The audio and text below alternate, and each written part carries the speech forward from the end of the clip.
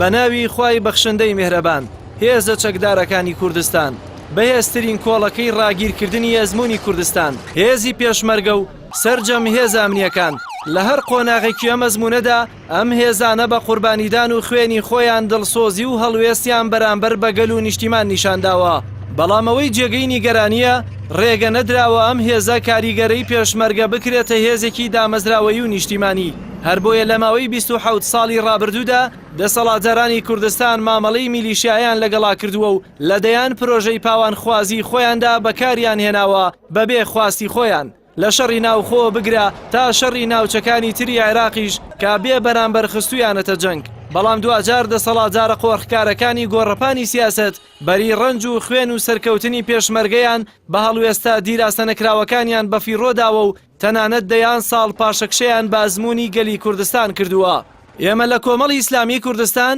چەندین ساڵە خەباتمان لە پێناوی ئەوەدایە کەم هێزە قارەمانەی کۆمەڵگەی کوردەواری بکرێتە هێزێکی دەستوری و دامەزراوەی چیتر نەبێتە قوربانی خواست و هەڵوێستە چەوتەکانی حزبە دەسەڵاتدارەکانی کوردستان کە لەگەڵ ناشرینکردنی خۆیاندا لە هەندێک قۆناغدا ئەم هێزانەشیان لە بەرامبەری خەڵکی کوردستاندا بەکارهێناوە و ویستویانە ئاشتی کۆمەڵایەتی ئەم هەرێمە تێک بدەن و ئەو هێزە خۆشەویستە بکەنە دوژمنی خوشک و برا و گەلەکەیان و ئەوانیش ناشرین بکەن. ئەی هێزە قارەمانەکانی پێشمەرگە، ئەی هێزە ئاسایش پارێزەکانی کوردستان، هێزەکانی پۆلیس و تەواوی هێزامنیەکان، ڕۆژی دەنگدان ئەوەتان لەبیر بێت کە لە شەڕی ناوخۆدا ئێوەیان بەکاردێنا و دواتریش دەیانوت بێ تاوانترین کەسانی شەڕی ناوخۆ ئێمەین. ڕۆژی دەنگدانتان لەبیر بێت ئەوە ئێوە بوون پارەی شیری منداڵەکانتان دەدایە پێداویستی جەنگ و ئەوە بازرگانەکانی جەنگیش بوون کە چەک و پێداویستیەکانی ئێوەیان لە بازاری ڕەشدا دەفرۆشت. ڕۆژی دەنگدان لەبیرتان بێت ئەوە هاوسەنگەرەکانتان بوون شەهید دەبوون و منداڵەکانیان لەلایەن بەرپرسانی ئەم وڵاتەوە پشتگوێ دەخران بەڵام لە پشتی مایکەکانیشەوە وەکو قارەمانی جەنگ بازرگانیان بەو خوێنەوە دەکرد و خۆیان وەکو ژنەراڵیە و گۆڕەپانە دەردەخست.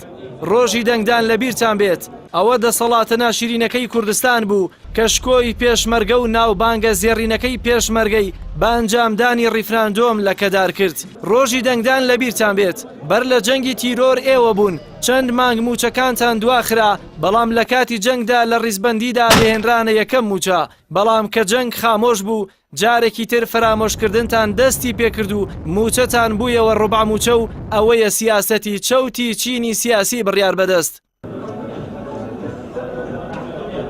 ڕۆژی دەنگدانتان لەبیر بێت ئێمە دەمانەوێت ئێوە بۆ خۆتان خاوەنی سەروەریەکانی خۆتان بن پلە و پایە و ئیمتیازاتەکانتان لە لای خۆتان بێت ئێمە دەمانەوێت خۆتان گەورەی خۆتان بن و کەس نەبێت ئاغا و بە چاوی کۆی لە سیرتان بکات. ڕۆژی دەنگدان لەبیرتان بێت ئەوان بوون کە ئەمڕۆ بۆ چەواشەکاری باسی پێشمەرگە دەکەن لە بەغدا دەنگیاندایە یاسای حەشتی شعبی و پێشمەرگەیان فرامۆشت کرد کە ناوی لە دەستور و یاساکانی عێراقی فیدراڵدا بهێنرێت. ئەوە ئێمە بووین بایکۆتیە و کۆبوونەوە پڕ لە شەرمازاریەمان کرد کە دواتر ئەنجامەکەیمان لە ێرشکردنە سەر ناوچە جێناکۆکەکاندا بینی بەتایبەت لە کەرکووک و دووسخورمات و ئێوە شایستەیەوەن وەکو قارەمانترین هێزی جەنگاوەری جیهان ببنە سوپایەکی نیشتیمانی تۆکمە وەکو گشت سوپاکان بۆ گەل و نیشتیمان بن گەل و نیشتیمانی شانازیتان پێوە بکەن. چیتر ڕێگە مەدەن بڕیار بەدەستانی گەندەڵ و ستەمکار ئەم هێزە قارەمانە بۆ ئامانجە بچووک و حزبیە ناشرینەکانیان بەکار بێنن.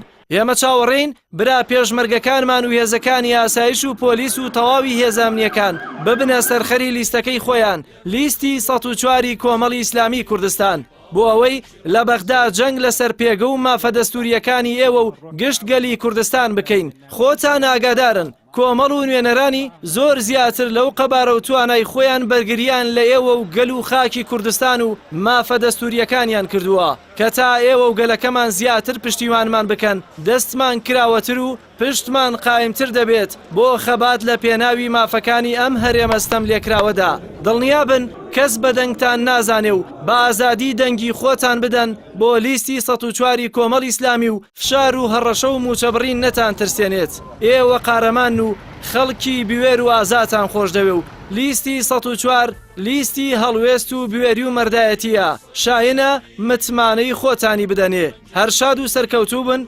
لیژنەی باڵای هەڵبژاردننی لیستی 104 کۆمەڵی ئیسلامی کوردستان. دەنگ و ڕەنگی کوردەواری لەگەڵ خەڵکو و خەمی خاچی